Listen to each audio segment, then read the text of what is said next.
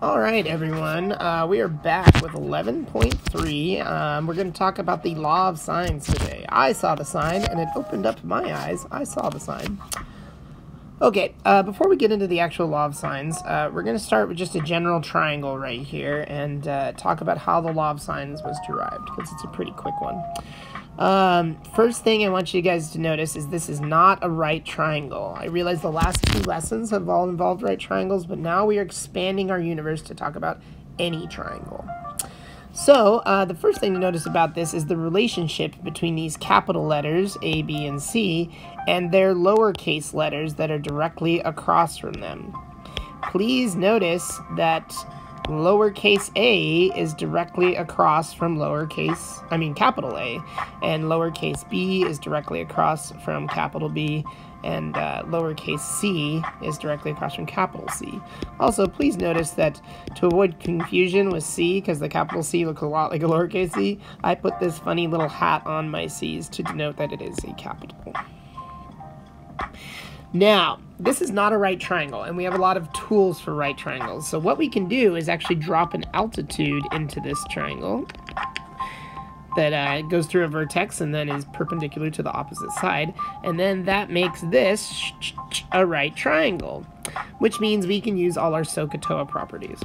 So if I was to say sine of B, so sine capital B would be opposite over hypotenuse. So let's call this the height of the triangle, just as a placeholder.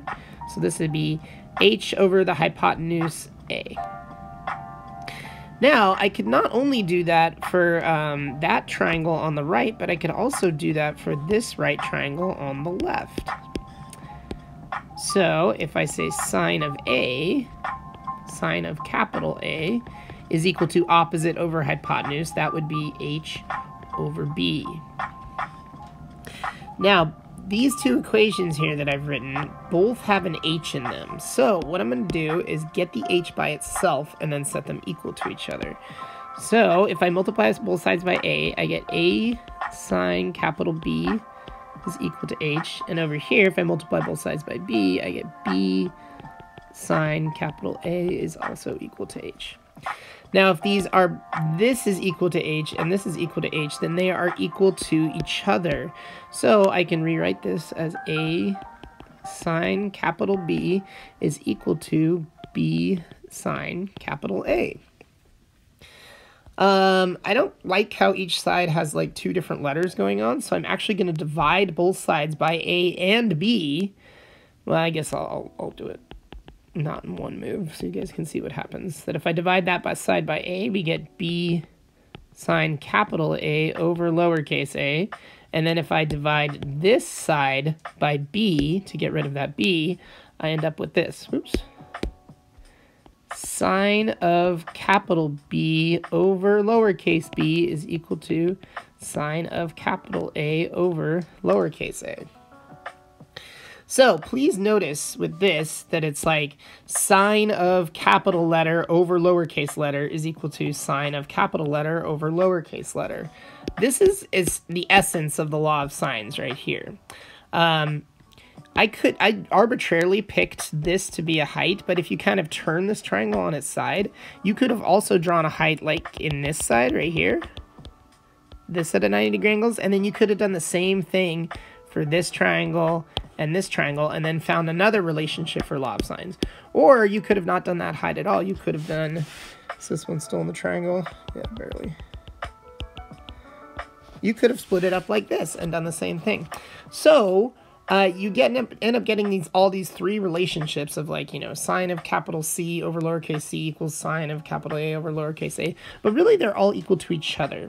And this is the law of sines. So the law of sines is sine of capital A over lowercase a is equal to sine of capital B over lowercase b is also equal to sine of capital C with the fancy hat over lowercase c. So this is our bread and butter for the day. We are going to use this. Now, the thing that's cool about law of sines is that it works with any triangle. not just right triangles.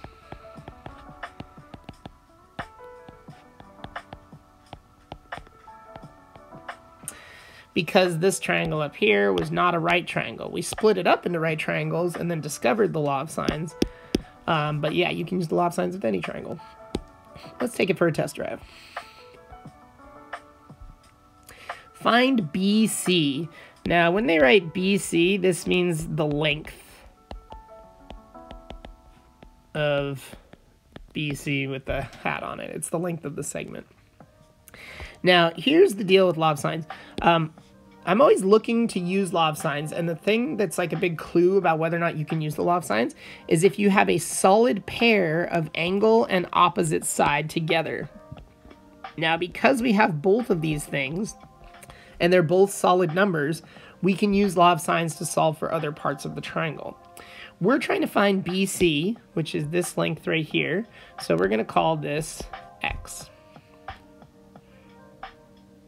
Now, law of sines says I always do sine of the angle over the opposite side. So, sine of 44 over 12 is equal to sine of the angle. So, I'll use another highlighter here. This angle over this. Like, it's all about the connection between the angle and the opposite side. So, that's sine of 38 all over X. Then you could cross multiply is probably the easiest way to think about it. X sine 44 is equal to 12 sine 38. Now, you calculator jockeys are probably going to want to grab your calculator and start turning those signs into decimals. I'm going to tell you guys not to do that in the middle and kind of save that for the last step.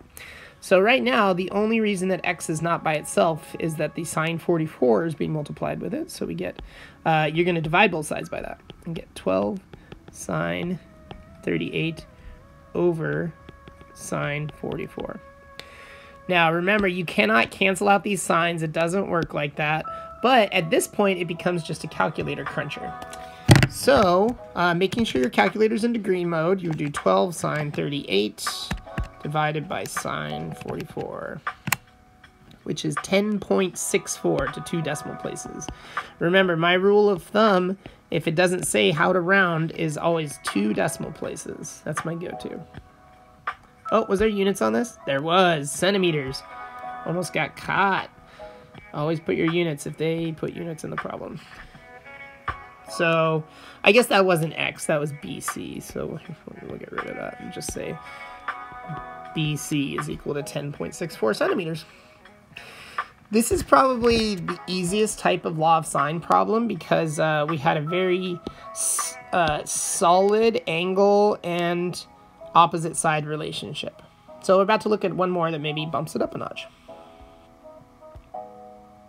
Oops, forgot to write the directions. Great one, Jolly.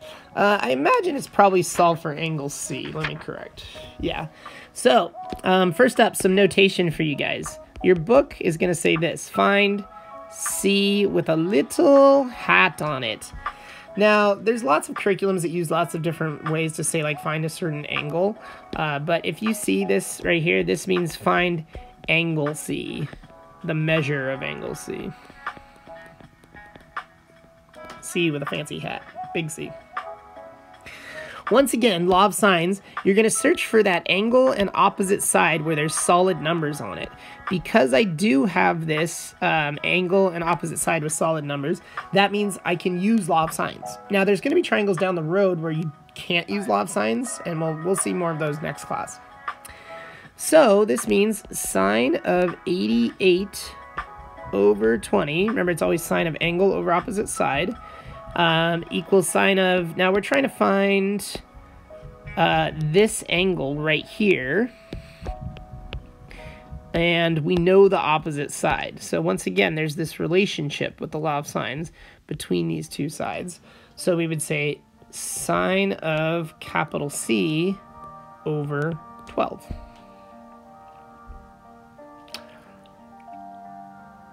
So now that we go to solve this, let's, instead of cross multiplying, let's just get rid of this 12 on this side, because then the sine of C will be by itself. So we get 12 sine 88 all over 20 is equal to sine of capital C. Now, to get rid of the sine part of C, we need to do an inverse sine. So this is sine to the -1, 12 sine 88 all over 20. This is going to be equal to capital C. That's when you need to grab for your calculator and then be very careful how you punch this in. So sine inverse 12 sine 88. Make sure you're in degree mode. Divvy that by 20. Close your parentheses. Remember, always use lots of parentheses. That means that this angle is about 36.84 degrees.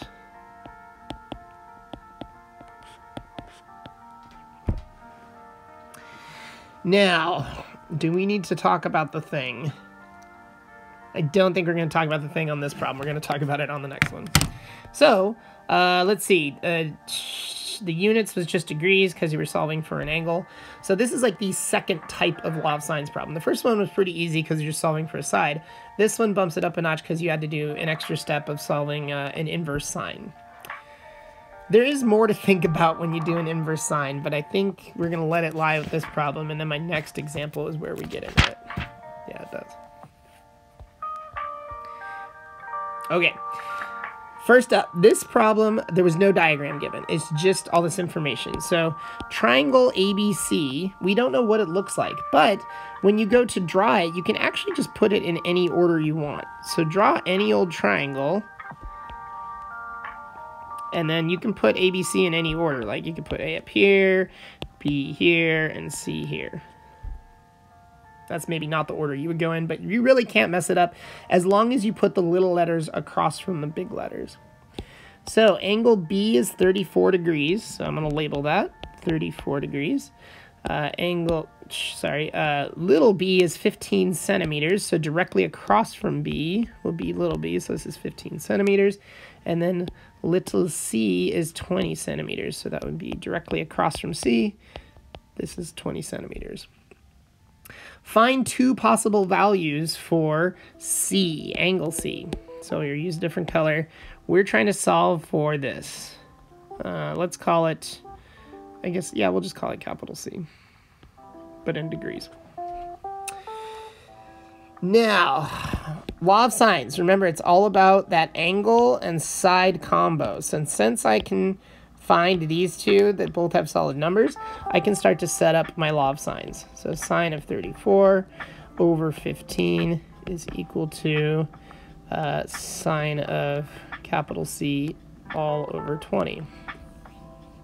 Now, this is very similar to the last problem for solving. So I'm just going to multiply by 20, do a sine inverse. So I get sine -1 is 20 sine 34 all over 15 is equal to capital C. Now, let me punch that out on my calculator. Sine inverse 20 sine 34 divided by 15. Close that.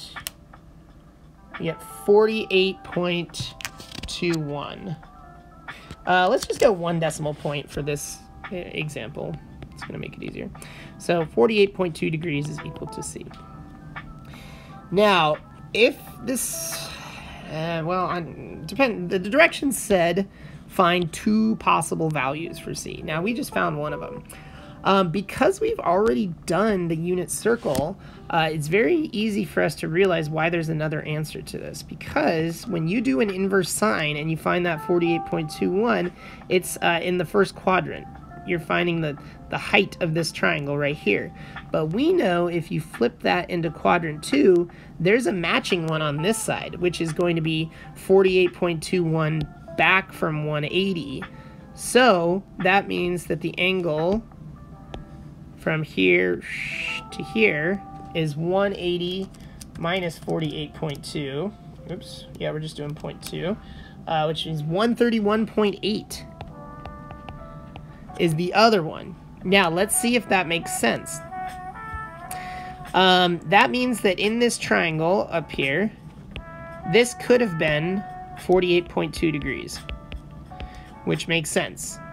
But it also means that we could have done another triangle where C is an obtuse angle. So it could have also looked like this. where this is 131.8 degrees. This is C. Little c was 20. B, I realize I'm rotating the sides, but that's fine. 34, and this is 15. This also works because if you add 131.8 and 34, it's still underneath 180 degrees. Like, it's 165.8, which means that there's this angle, there's degrees left for that angle, because all the interior angles of a triangle add up to 180 degrees. Now, you might ask yourself, so to finish off this problem, it could be 131.8 degrees. So this is like an or situation. It's 48.2 degrees or 131.8 degrees. Now, you might look back to this problem and be like, Jolly, why didn't you do that with this problem? Because anytime we do an inverse sine, we know from the unit circle there's actually two answers. So if I took this 36.84 and subtracted it off of 180, that means another possible could have been, oops, the matching one in quadrant 2 would have been 143.16 degrees. So why didn't we take that into account? Well, you guys, we were solving for this angle in the problem, which means if that was 143.16 degrees and this angle's 88 degrees, when you add those two together, you're already way bigger than 180 degrees in a triangle. So with this problem, there was only one solution because, you know, the other angle made it impossible for it to be a triangle. As opposed to this problem, when I did an inverse and then I look at my two answers, they both still make triangles because this angle was small enough that it still made it possible to be underneath 180. All right, you guys, that's all I got for you today. Good luck with the homework. Please email me if you have questions.